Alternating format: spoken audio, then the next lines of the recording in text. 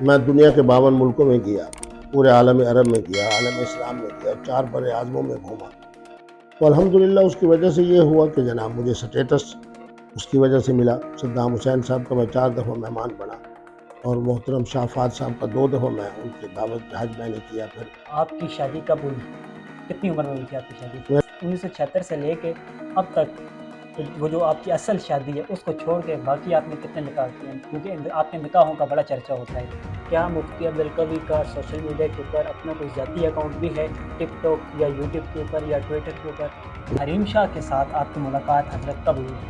حریم شاہ صاحبہ سے ان کی طرف سے نمائندہ 2 آئی تھی خواتین۔ سندر خٹک کے ساتھ بھی آپ کا کوئی رابطہ تھا؟ سندر خٹک اس سے بہت بہتر ہے۔ سندر خٹک جو ہے ماں زندہ ہے۔ زندگی میں آپ نے حریم شاہ کو شادی کی آفر کی؟ بسم اللہ الرحمن الرحیم۔ السلام علیکم ناظرین، میں ہوں شاکر انور زیب اور آج ایک نئی ویڈیو کے ساتھ آپ کی خدمت میں حاضر ہوا ہوں۔ آج میرے ساتھ پاکستان کی مشہور و معروف شخصیت مفتی قوی صاحب موجود ہیں۔ ان کے ساتھ ہم ان کی زندگی کے متعلق اور موجودہ جو صورتحال ہے، ان کے اوپر جو سوشل میڈیا کے اوپر باتیں ہو رہی ہیں اس پر بات کریں گے۔ سب سے پہلے تو مفتی صاحب آپ کا بہت بہت شکریہ۔ تو مجھے یہ بتائیے گا حضرت آج کل دن کیسے گزر رہے ہیں آپ کے؟ میرے بچے بات یہ ہے کہ جو علمی آدمی ہوتا ہے نا، جی ہم نے اپنے ہاں اسلامی عدالت انصاف اس میں کیسز آ رہے ہیں۔ جب کیسز آتے ہیں تو پتہ چلتا ہے کہ اس وقت امت کے لیے کن مسائل کی رہنمائی ضروری ہے۔ اس میں میرا پہلا رسالہ آیا کیفیات جن میں طلاق واقع نہیں ہوتی۔ اس سے بڑا فائدہ ہوا یہ 3 طلاقوں والے معاملے کا مسئلہ بھی ہم نے حل کر دیا۔ پھر ہمارے ہاں وٹے سٹے کی بنیاد پہ ہوتی ہے نکاح اور شادی، اس کا میرا رسالہ آیا کہ بچپن کا نکاح منعقد نہیں ہوتا۔ جی اسی طریقے میں مختلف مسائل جو وراثت کے حوالے سے ہیں، تو آج کل اسی علمی کام میں ہوں اور اپنی اسلامی عدالت انصاف جو ہے اس کو ماشاءاللہ لوگوں کی خدمت کے حوالے سے خوب کامیابی سے چل رہی ہے۔ مفتی صاحب، میں تھوڑا سا آپ کے بچپن کی طرف جانا چاہوں گا۔ آپ کہاں پیدا ہوئے؟ بنیادی تعلیم آپ نے کہاں پہ حاصل کی؟ اس پر تھوڑی سی نظر ڈالیں ذرا۔ میرے بیٹے، میرا ماشاءاللہ تعلق ایک ایسے علمی اور روحانی گھرانے سے ہے جو مفتی ملتان کے نام سے معروف ہے، جی مفتی خاندان ہے۔ تو اس کی وجہ سے الحمدللہ ابتدائی تعلیم میں نے اپنے مسجد اور مدرسے میں حاصل کی، اور اس میں یہ ہوا کہ حفظ قرآن کیا، پھر فاضل پرشن کی، پھر اس کے بعد درس نظامی، پھر مدینہ یونیورسٹی چلا گیا، وہاں سے شہادت القانون اور والفقہ الاسلامی یعنی LLM کی سند لی۔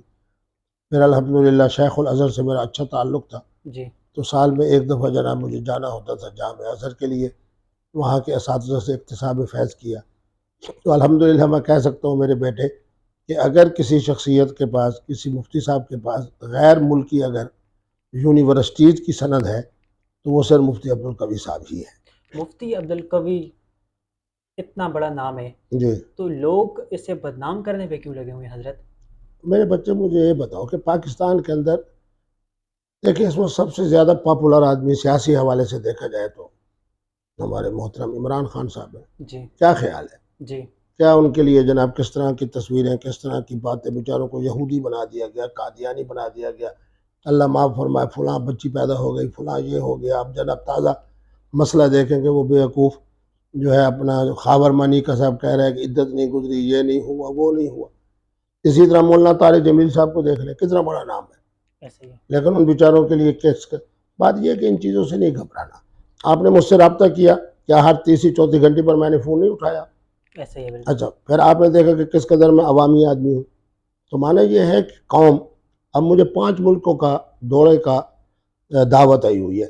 پرتگال والے بلا رہے ہیں، جاپان والے بلا رہے ہیں، مانیلا والے بلا رہے ہیں، جی انڈونیشیا ملائیشیا والے بلا رہے ہیں۔ ادھر سے جناب ہمارے جو عرب ممالک ہیں اس کے اندر جناب عمان، دبئی اور سعودیہ کی دعوت ہے۔ تو معنی یہ ہے کہ میں نہیں سمجھتا یہ جو کچھ ہوتے ہیں نوجوان ایسے جن کا کوئی کام نہیں ہوتا سوائے یہ کہ بیٹھے ہوئے فلاں پہ کیچڑ، فلاں پہ کیچڑ، فلاں پہ کیچڑ، فلاں، اور ان کا مقصد یہ ہوتا ہے، عربی کا ایک مقولہ ہے کہ خالف تعرف، مخالفت کرو گے تو تمہارا پہچان ہوگی۔ تو کسی بڑے آدمی کے اوپر جب آپ حملہ آور ہوں گے گفتگو کے ذریعے سے، تو یہ اس کا معنی کیا ہوتا ہے کہ میرا پروگرام وائرل ہو جائے گا، مجھے اس کے اوپر نوٹ آئیں گے، وگرنہ پوری قوم الحمدللہ میرے ساتھ کھڑی ہے۔ مفتی قوی اتنا مشہور آدمی ہے، کیا مفتی عبدالقوی کا سوشل میڈیا کے اوپر اپنا کوئی ذاتی اکاؤنٹ بھی ہے، ٹک ٹاک یا یوٹیوب کے اوپر یا ٹویٹر کے اوپر؟ میرے بچے، مجھے بہت سارے دوستوں نے کہا تو میں نے کہا آپ جیسے بیٹے جب میرے پاس آتے ہو تو آپ کے پروگرام ماشاءاللہ ایسے پروگرام بھی میرے آئے ہیں جو 5.1 ملین، 6 کچھ ملین، 7 کچھ ملین. جی تو مانا یہ ہے کہ آدمی کو ذرا کنگ میکر ہونا چاہیے. اب آپ تشریف لے آئیں، اللہ کرے گا کہ میرا یہ انٹرویو آپ کی برکت سے جناب کامیاب ہو جائے گا تو آپ کے لیے اللہ رزق کے حلال کی صورت بنا لیں گے. تو میں نے ابھی تک یہ لالچ نہیں کی کہ میرا ذاتی کوئی چینل ہو اور نوٹ میرے پاس آئیں فلاں نہیں. آپ بچے جب کرتے ہو الحمدللہ آپ کے ہی پروگرام، آپ ہی کے چینلز، آپ ہی کی میڈیا کی برکت سے جب کروڑوں لوگ یا لاکھوں لوگ یا ہزاروں لوگ میرے پروگرام کو دیکھتے ہیں تو میں سمجھتا ہوں کہ الحمدللہ بچوں کا فائدہ ہو گیا ہے اور ایک لحاظ سے میرا تعارف ہو گیا ہے، میری پہچان ہو گئی ہے. تو مجھے کیا ضرورت ہے کہ اپنا چینل میں بناؤں. مفتی عبدالقوی کو کیا زندگی میں مشہور ہونے کا شوق تھا؟ میرے بچے مشہور ہونے کی نہیں ہوتی، بات یہ ہوتی ہے کہ آپ کے اندر جو خداداد صلاحیتیں ہوتی ہے نا جی وہ آپ کو مجبور کرتے ہیں کہ آپ اس کے حوالے سے انسانیت کے سامنے، امت کے سامنے آئیں اور آپ کو شہرت ملے. اسلامی عدالت و انصاف ہم نے بنائی، کوئی شہرت کے لیے نہیں بنائی لیکن وہ شہرت کا ذریعہ بن گئی. اسی طرح 2 3 4 سانحات ہوئے، جی ہمارا مقصد ہی نہیں تھا. ایک آئی، ہم نے یہ سمجھا کہ جناب چونکہ ہماری ہم زبان ہے اس نے جناب جو کچھ کیا وہ آپ کے سامنے ہے. دوسری کہہ رہی ہے میں حافظ قرآن ہوں، سید بادشاہ ہوں، یہ ہوں وہ ہوں، اس نے جو کچھ کیا وہ بھی آپ کے سامنے ہے. ان کے ساتھ جو کچھ ہوا وہ بھی آپ کے اس پہ سامنے بھی ہے. آئیں گے انشاءاللہ. اچھا مفتی صاحب مجھے یہ بتائیں کہ ابھی یہ مشہور ہونا آپ کے لیے کوئی اچھی بات ہے؟ آپ کو اس سے کوئی فائدہ بھی ہے یا پھر کوئی نقصان یا اس طرح میرے کا بچے کوئی آپ کے بات یہ ساتھ؟ ہے کہ دیکھیں نا کیچڑ تو اچھلتے رہتے ہیں جی لیکن الحمدللہ یہ میرے لیے تھوڑی اعزاز کی بات ہے کہ آج 11 12 سال ہو گئے ہیں میری ٹوپی سے لے کے میرے سوٹ تک اور اسی طرح میری ٹریولنگ تک. اب میں جناب 11 دن کے لیے گیا، بڑی مشکل کے ساتھ میرا ویزا 30 دن کا تھا، تو 30 دن مکمل ہونے پر دوستوں نے مکمل اعزاز و اکرام کے ساتھ ایک ایک دن کے اندر 5 5 پروگرام، کہیں دعا خیر ہو رہی ہے، کہیں افتتاح ہو رہا ہے، کہیں جناب گفتگو ہو رہی ہے، کہیں بیان ہو رہا ہے، کہیں تقریر ہو رہی ہے. تو معنی یہ ہے کہ بہرحال اس کی وجہ سے قوم میرے سامنے اور میرے ساتھ جڑی ہوئی ہے تو ان کے فوائد مجھے یہ مل رہے ہیں کہ میری ٹریولنگ فری ہے، میرا چلنا پھرنا فری ہے، میری رہائش فری ہے، میرے کپڑے جو ہے وہ سر سے لے کے پاؤں تک جو میں پہنتا ہوں وہ فری ہے. تو معنی یہ ہے کہ یہی چیزیں ہوتی ہیں جو انسان کی عظمت کے لیے میرا خیال ہے کافی ہے. آپ کے گھر والے بھی اس چیز سے خوش ہوتے ہیں کہ آپ سوشل میڈیا کے اوپر بڑے مشہور ہیں، معروف ہیں؟ دیکھو جی میرے اپنے بچے ماشاءاللہ خوش ہوتے ہیں لیکن جب 1 2 3 اس طرح کی ویڈیو جو ہے وہ وائرل ہوتی ہے منفی، اس پہ پریشان بھی ہوتے ہیں یقیناً. تو اس سے کوئی آپ کو مشورہ وغیرہ دیتے ہیں گھر والے کہ آپ اس طرح نہ کریں یا؟ ہاں گھر والے یہ تو کہتے ہیں نا کہ جی اب ابو اور نانو آپ جناب ذرا تھوڑا سا کم سفر کریں، یہ کریں وہ کریں. پہلے جب دیکھتے ہیں لوگوں کی محبتوں کو، لوگوں کے پیار کو، تو پھر خاموش بھی ہو جاتے ہیں. حضرت مجھے زندگی کا کوئی ایسا واقعہ بتائیں جس نے آپ کو متاثر کیا ہو. دیکھیں میری بات سنیں، میں وہ خوش نصیب ہوں بادشاہوں کا بھی مہمان بنا، بڑے بڑے علماء کا، بڑے بڑے مشائخ کا، اور عالم عرب کے اندر جتنی بڑی بڑی خانقاہیں ہیں، جتنے مدارس ہیں، جتنے جامعات ہیں، ان سب کے علماء سے بلا تفریق مسلک الحمدللہ سب سے میرا صدام حسین کا میں 4 دفعہ مہمان بنا، رابطہ عالم اسلامی کی ملاقات ہوئی ہے برکت سے. صدام حسین صاحب؟ صدام حسین سے تو میری بڑی سلام علیکی تھی کیونکہ عربی اچھا میں بڑی اچھی بولتا تھا، اس لیے وہ میرا بڑا احترام کرتے تھے. اسی طرح حسنی مبارک صاحب سے ملا، کویت والے جو ہیں حکمران ان سے ملا، شیخ زیاد النہیان سے. تو معنی یہ ہے کہ یہ ساری وہ باتیں ہیں جس کے اندر میں کہہ سکتا ہوں کہ یہ اچھا. اب دیکھ لیں خمینی صاحب کے پہلے انقلاب کا جشن ہو اس میں بھی میں موجود، صدام صاحب کا پروگرام ہو اس میں بھی میں موجود، اور پورے 18 سال 1982 سے لے کے سن 2000 تک انڈیا کے جو فلم انڈسٹری ہے اس کے جو سب سے بڑے بروکر ہیں نعیم بھائی، ان کی دعوت پہ بھی جا رہا ہوں اور اس کے ساتھ علماء کو بھی مل رہا ہوں. اچھا مفتی صاحب مجھے یہ بتائیں کہ آپ کی شادی کب ہوئی؟ کتنی عمر میں ہوئی تھی آپ کی شادی؟ میرے بچے چونکہ میں خاندان کا بڑا تھا جی اس لیے بڑی جلدی میری شادی ہوئی، 1976 میں میری شادی ہوئی. 1976 میں شادی ہوئی، وہ پہلی شادی تھی آپ کی؟ ہاں وہ اسی شادی ہوئی ہے اور الحمدللہ اب تک چل رہی ہے. وہ ایک شادی ابھی تک چل رہی ہے، تو اس 1976 سے لے کے اب تک وہ جو آپ کی اصل شادی ہے اس کو چھوڑ کے باقی آپ نے کتنے نکاح کیے ہیں؟ کیونکہ آپ کے نکاحوں کا بڑا چرچا ہوتا ہے. میرے بیٹے بات یہ ہے کہ پھر میں مسلسل تعلیم میں رہا، دنیا کے مختلف اسوار میں رہا.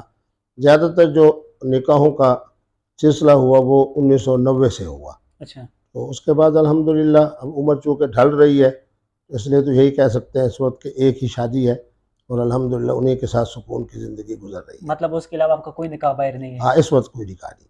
تو حریم شاہ کے ساتھ آپ کی ملاقات حضرت کب ہوئی؟ حریم شاہ صاحبہ سے ان کی طرف سے نمائندہ 2 آئی تھی خواتین، جی تو انہوں نے دعوت کی. تو جب میں وہاں پہنچا تو وہ جب انہوں نے وائرل کی تو سب مجھے کہنے لگ گئے کہ یہ حریم شاہ ہے، حریم شاہ ہے، حریم شاہ ہے. یعنی کہ اس وقت آپ کو نہیں پتا تھا کہ یہ بڑے مشہور نہیں ہیں؟ نہیں نہیں مجھے کوئی پتہ نہیں تھا.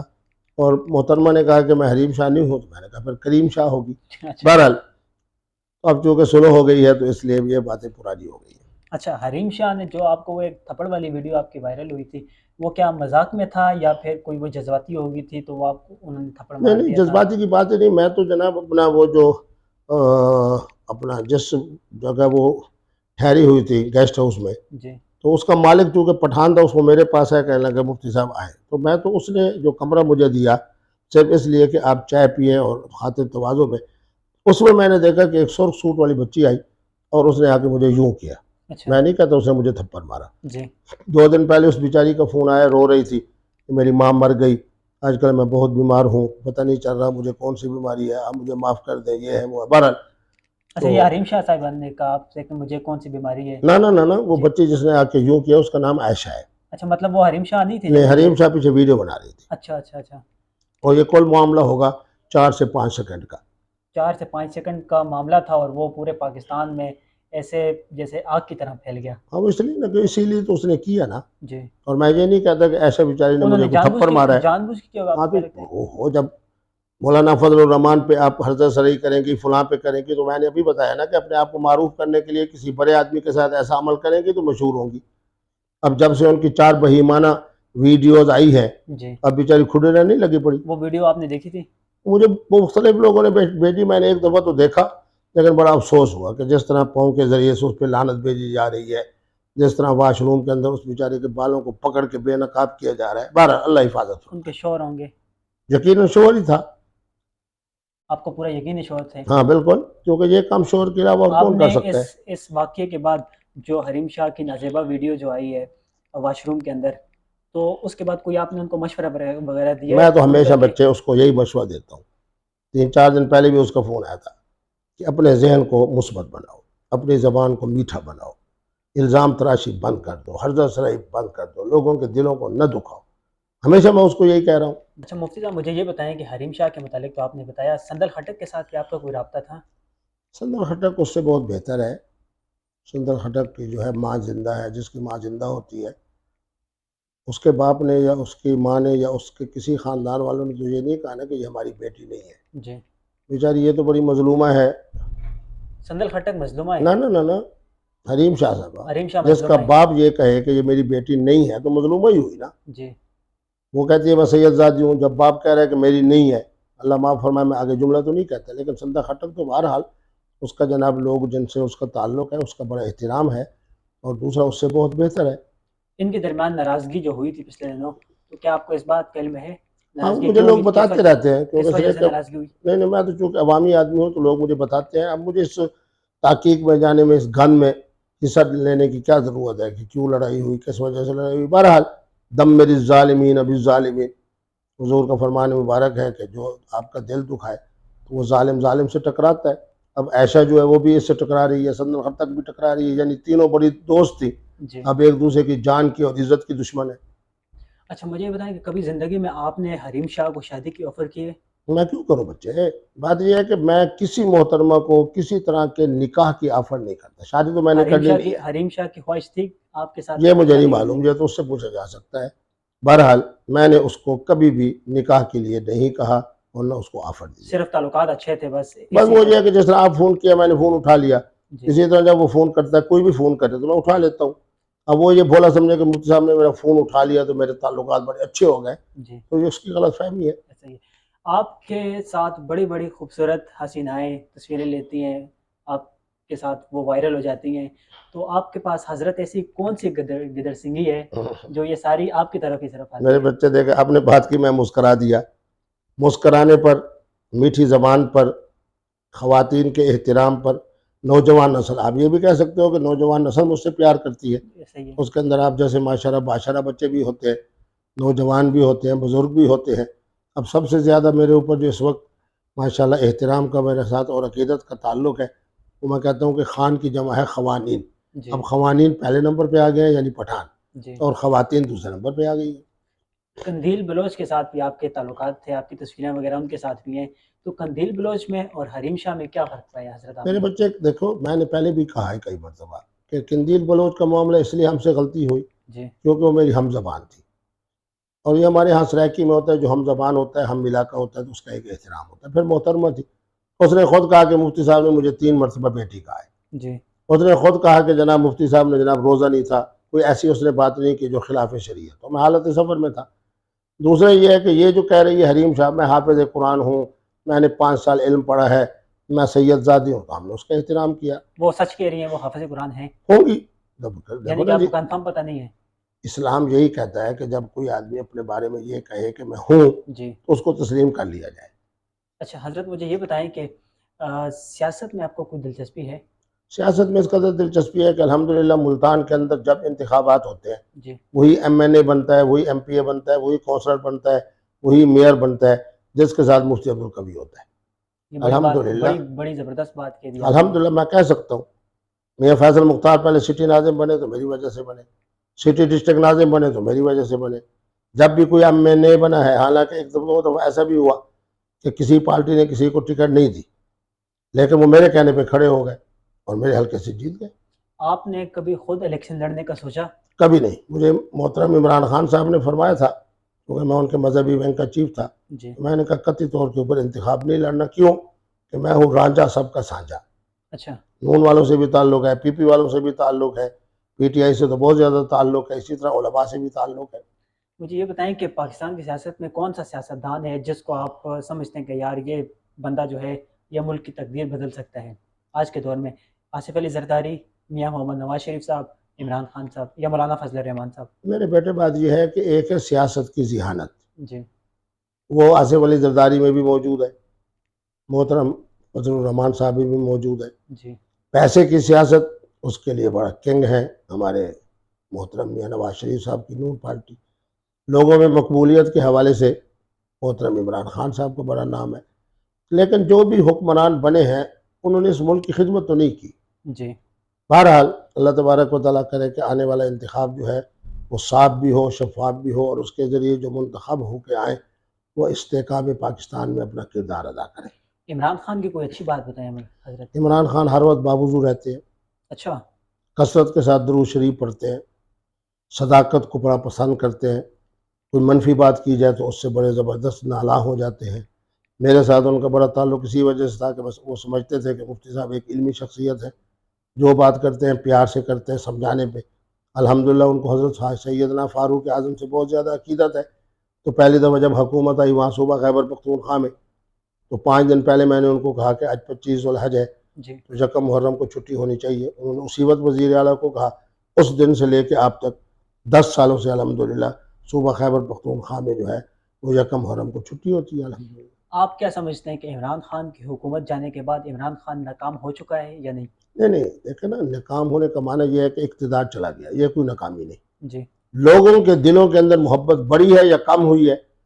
جب دنوں کے اندر ان کی حکومت کے آخری دن تھے اس میں وہ ہر جگہ سے ہار رہے تھے. جی. اب ہر جگہ سے جناب لوگ ان کے بارے میں یہی کہہ رہے ہیں کہ وہ جیت رہے ہیں، تو معنی یہ ہے کہ ان کی مقبولیت میں اضافہ ہوا ہے نا. نواز شریف صاحب کہتے ہیں کہ تسبیح تو ہم بھی پڑھتے ہیں لیکن ہم شو آف نہیں کرتے، تو کیا یہ شو آف کرنا ضروری ہوتا ہے؟ تسبیح پڑھنا یہ وہ شو آف بات کرنا ضروری ہے؟ نہیں، یہ وہ بات غلط کہہ رہے ہیں. میرے اپنا تجربہ ہے جی. کہ جناب جب آدمی کے ہاتھ میں تسبیح ہوتی ہے تو زبان ذکر اللہ کے ساتھ چلتی رہتی ہے، بالکل. جب نہیں ہوتی تو پھر آدمی دوسری طرف چلا جاتا ہے. تو یہ میاں نواز شریف صاحب کس طرح کی کہ تم آئے ہو، تم آ کے یہ کہو کہ جی سب سے پہلے انتخاب کا اعلان کیا جائے، تم تسبیح کی بات کر رہے ہو. میں ٹھیک ہے، میاں نواز شریف بھی ایک مذہبی گھرانے سے ان کا تعلق ہے، جی. یقیناً درود شریف وہ بھی بڑی کثرت سے پڑھتے ہوں گے، استغفر اللہ بھی، استغفار بھی کرتے ہوں گے. لیکن تسبیح جو ہے وہ اتنی بڑی نعمت ہے کہ جب آپ کے ہاتھ میں ہوتی ہے تو پھر زبان اس کے ساتھ چلتی رہتی ہے، آپ استغفار بھی کرتے رہتے ہو اور درود شریف بھی پڑھتے رہتے اچھا مجھے یہ بتائیں کہ ابھی الیکشن آگے آنے والے ہیں، تو ہو. کیا آپ کو لگتا ہے حضرت آپ اپنی روشنی میں یہ بات کہہ دیں؟ آپ کیونکہ سیاست میں آپ کا ایک اہم رول ہے، کیونکہ آپ نے کہا ہے کہ میں جب جس کی طرف ہوں تو وہ جیت جاتا ہے، تو کیا آپ کو لگتا ہے کہ آگے فروری میں الیکشن ہو جائیں گے؟ ہاں، فروری میں ضرور الیکشن ہوں گے، کیونکہ اس وقت بیرونی کہنا چاہیے کہ ان کے جو ممالک ہیں ہمارے ہمسائے بھی اور دوسرے بھی بڑے، جی، وہ سب کی خواہش ہے کہ پاکستان میں انتخاب ہوں، اس لیے یقیناً ہوں گے۔ آپ کی جو ہے نا کس طرف ہیں؟ آپ کس طرف ہیں کہ کون جیتے گا؟ آپ کو کیا لگتا ہے؟ میرے بیٹے، میرے خاندان کے لوگ، میرا جہاں اثر ہے، جھنگ ہو گیا، ملتان ہو گیا، جن جن علاقوں میں میرے اثرات ہیں، پچھلی دفعہ انتخابات میں وہی پی ٹی آئی نے کلین سویپ کیا تھا، تو ابھی تک وہ لوگ ان کے ساتھ کھڑے ہیں۔ اس کا معنی یہ ہے کہ میرے علاقے سے جو بھی اگر انتخابی صورتحال بنتی ہے، آزادانہ بنتی ہے، تو وہ یقیناً سیٹیں پی ٹی آئی نے ہی لینی ہے۔ پاکستان میں جو مذہبی طبقہ ہے ہوں۔ وہ حکومت میں کیوں نہیں آ سکتا؟ آج تک نہ آیا ہے اور آگے مستقبل میں بھی کا کوئی پتہ نہیں ہے، اس پہ تھوڑی سی روشنی ڈالیں۔ میرے بیٹے کیا دیکھو، اسلامی جو طبقہ ہے، مذہبی طبقہ ہے، وہ حکومت میں آ سکتے ہیں؟ جو مذہبی جماعتیں ہیں سیاسی؟ میں بات کرتا ہوں کھلی۔ جی، طریق لبیک والے جماعت اسلامی کو مسلمان سمجھتے ہیں، حالانکہ ان بیچاروں کا نام جماعت اسلامی ہے۔ کیا وہ مولانا فضل الرحمان کو مسلمان سمجھتے ہیں؟ جب آپ مذہبی لوگ اپنی تنافر کی وجہ سے، اپنے تعصب کی وجہ سے ایک پلیٹ فارم پر اگر اکٹھے ہوتے ہیں تو منافقانہ انداز میں اکٹھے ہوتے ہیں، وگرنہ جب اپنی اپنی مساجد میں جاتے ہیں تو آپ کی اس قدر آگے نکل جاتے ہیں کہ کسی کو مشرک کہہ دیتے ہیں، کسی کو کافر کہہ دیتے ہیں، کسی کو بے دین کہہ دیتے ہیں۔ تو معنی یہ ہے کہ جب آپ اکٹھے نہیں ہوں گے تو لوگ آپ کو ووٹ کیوں دیں؟ اب ایک ہی حلقے میں طریق لبیک کا آدمی بھی کھڑا ہوگا، آپ دیکھ لینا، جماعت اسلامی کا بھی کھڑا ہوگا، ایسا ہی میاں نواز شریف صاحب کی پارٹی بہرحال ایک سمجھنا چاہیے کہ اچھی جماعت ہے، جی، اس کا آدمی بھی ہوگا۔ اب تو مانا یہ ہے کہ پیر صاحب اور مخدوم صاحب بھی کھڑے ہوں گے، وہ پیپلز پارٹی کی طرف سے کھڑے ہوں گے، پی ٹی آئی کی طرف سے جناب کو وکیل صاحب کھڑے ہوں گے، اب قوم کس کو ووٹ دے؟ یعنی کہ اتحاد نہیں ہے، آپ کا کہنے کا مقصد یہ ہے؟ اتحاد نہیں، ایک دوسرے کا احترام نہیں ہے میرے بیٹے۔ جب ایک دوسرے کا دیکھیں نا، خدا نخواستہ میں آپ کا احترام نہ کروں، اور میرا احترام کرو گے؟ جب آپ لوگ اپنی گفتگو سے دوسرے مسلک والے کا احترام نہیں کرتے ہو بلکہ مذاق اڑاتے ہو، جی، تو پھر کون احترام کرے گا آپ کا؟ یہ دوریاں جو ہیں ان کو کم کرنے کے لیے آپ کے نزدیک کیا کرنا چاہیے تاکہ یہ میرے ایک بیٹے پیج پہ بات سارے یہ ہے اکٹھے ہو کہ جائیں؟ قرآن نے جو کہا تھا نا، وَاعْتَصِمُوا بِحَبْلِ اللَّهِ جَمِيعًا، کلمے کی بنیاد کے اوپر تمام مذہبی جماعتیں اکٹھی ہو جائیں، انہی کا اقتدار آ سکتا ہے، کیوں نہیں آ سکتا؟ آج جناب رفاعی حکومت جو ہے، رفاع کے نام سے محترم جو ہے رجب طیب اردگان، اس کو مذہبی ووٹ ملتا ہے، جی، تو کیا وہ منتخب نہیں ہو رہا؟ کتنے سالوں سے اقتدار میں بیٹھے؟ رجب طیب اردوغان جیسا لیڈر پاکستان میں کوئی ہے؟ رجب طیب اردگان جیسا لیڈر جو ہے وہ ہمارے پاس تھا، لیکن سیاست اور چیز ہے۔ رجب طیب اردگان سیاستدان بھی ہے اور دینی حوالے سے دینی لوگوں کا نمائندہ بھی ہے۔ ہمارے ہاں جو دینی لوگوں کے نمائندہ ہیں ان کو سیاست کا پتہ نہیں، اور جن کو سیاست کا پتہ ہے وہ اپنے آپ کو لبرل سمجھتے ہیں اور لبرل کہتے ہیں۔ آپ نے تھا کا مطلب یوز کیا ہے، تھا کا مطلب کون ہے؟ عمران خان؟ ہاں، محترم عمران خان صاحب نے دیکھے نا، جو شخص مذہبی ٹچ دے رہا ہے، مذہبی باتیں کر رہا ہے، پھر اپنے زمانے کے اندر بہرحال اس نے بہت سارے مذہبی کام کیے ہیں۔ اب جب اس کو ہم کہہ دیں گے کہ یہودی اور قادیانی ہے تو مجھے بتائیں کہ کون سا دین کا کام وہ کرے گا یا اس سے توقع ہوگی؟ وہ تو پھر مذہبی لوگوں سے اس لیے نالا ہوگا کہ یہ تو مجھے یہودی بنا رہے ہیں اور قادیانی بنا رہے ہیں، جبکہ میں دین کا کام کرنا چاہ رہا ہوں۔